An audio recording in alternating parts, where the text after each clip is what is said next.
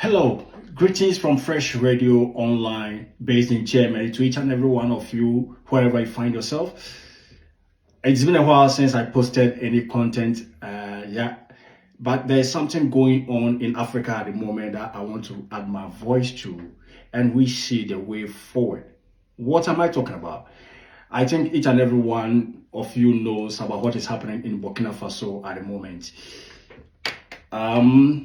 I think this is the right time for Africans to stand in unity, to stand in solidarity. This is the right time for Africans to come together and stand for each other, to fight for each other, to fight for the continent Africa. You see, let me give you a very simple example.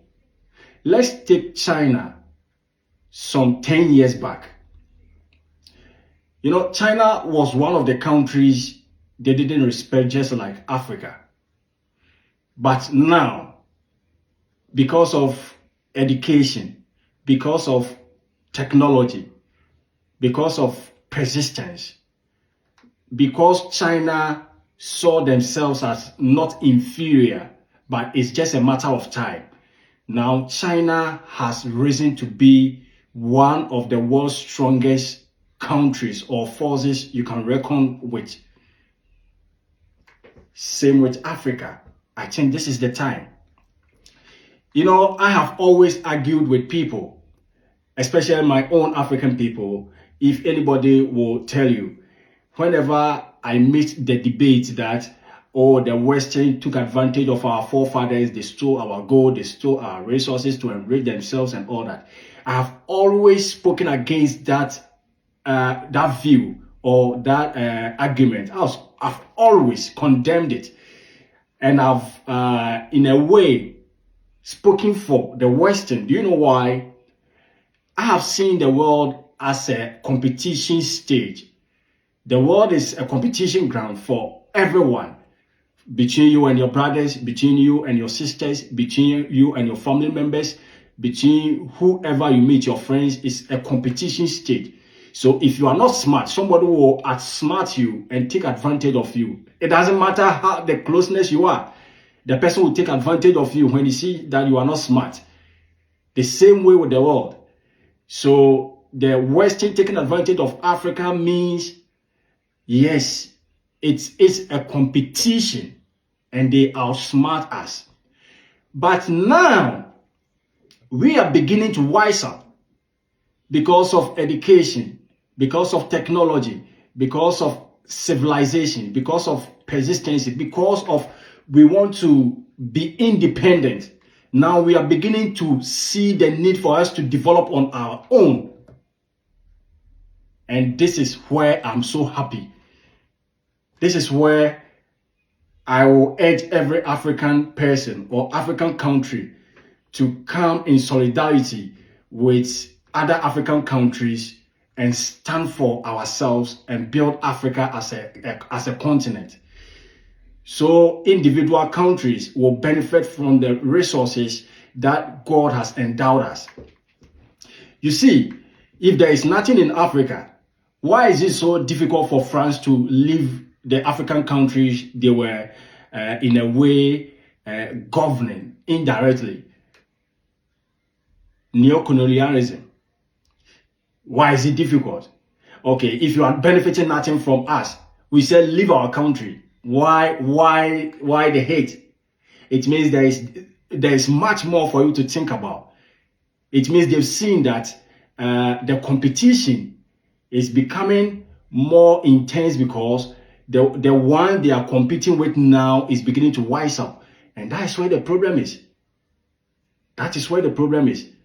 They've seen that we are beginning to understand that our resources can let us become superior.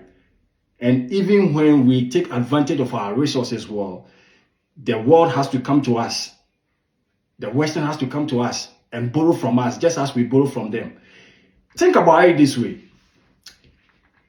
Some few years ago, Burkina Faso, Mali, Niger were owing so much to the International Monetary Fund, IMF.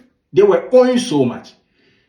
But within a short time after the coup d'etat, I'm not saying coup d'etat is good, but within a short years, within some few years, about 2-3 years after the coup in Mali, Niger, Burkina Faso, every debt has been paid. Since they told the France to leave their countries so that they manage their own resources, they are beginning to do wonders for their countries, especially in Burkina Faso. Why is it happening so? It means if Africans wise up, there is much for the Western to lose. That's why they are fighting against us not to let us open up or take advantage of our resources. So this is the time, and this is where my happiness comes. When we are realizing that our resources can benefit us, and we won't leave it into the hands of the West again. This is where my joy is. So this is the time I will urge each and African person, wherever you are. It doesn't matter where you are, whether you are in Europe or whether you are in West Africa, North Africa, East Africa, America, China, wherever you are. If you are an African, this is where we have to stand for each other. This is where we have to add our voices and let the West know that leave us alone and let us manage our resources to our own benefit. You see what Ibrahim Traore is doing in Burkina Faso now. Nobody thought of it, that a young guy can emerge from somewhere and begin to turn things around, to catch the eye of the world. Everybody has seen it. I just said the U.S. Army General, in the person of General Langley or something, is in Cote d'Ivoire planning every means to eliminate Ibrahim Traore. I think this is the time the whole of Africa has to stand for this brother of ours. You know, they've taken down some of our heroes. Talk of Muammar Gaddafi, talk of Thomas Sankara, talk of Kwame Nkrumah. We can mention the name and the list will go on and on and on and on. This is the time we have to stand for each other. We have to stand in unity. We have to be solid. We have to say that enough is enough. Africa wants to manage our own affairs. Our resources will be managed by ourselves. Whatever we have is for us, not for the West. We determine the price of our gold. We determine the price of our oil. We determine the price of our cocoa. We determine the price of every natural resources that comes out of Africa, not the West. And this is where the problem is. So if you are smart enough, this is the time for you to see that Africa is wising up and we have to come together and support this movement. So all I'm saying this afternoon is that everybody, every African, every black person, wherever you are, whether you are in America, whether you are in the Caribbean, Asia, wherever you are, in Europe, we have to stand together. We have to stand in unity and add our voices that leave us alone. Let us develop our things alone. What belongs to us is for us. Let us manage it. We don't care how it's being used. Be in your corner and let us be in our corner. When we want to trade, it's negotiation. It's not by force.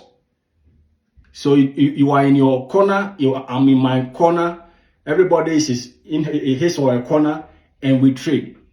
You don't impose anything on me. So this is the time we have to come together and stand as one force, as Africans.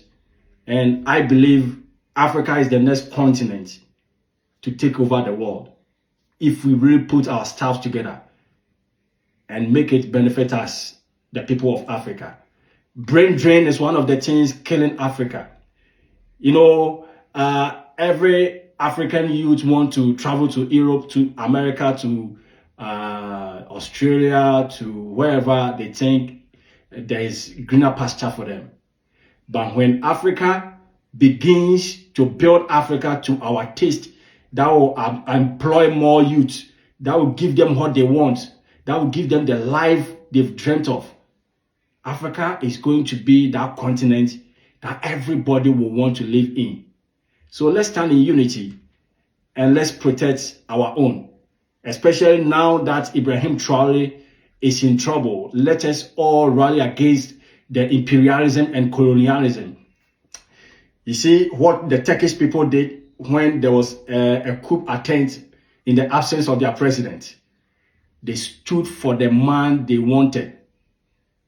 So if we really want our people, our heroes, to live and build Africa for us, this is the time we have to really stand behind them and support them for the right cause. So one Africa, one people, one destiny. Thank you.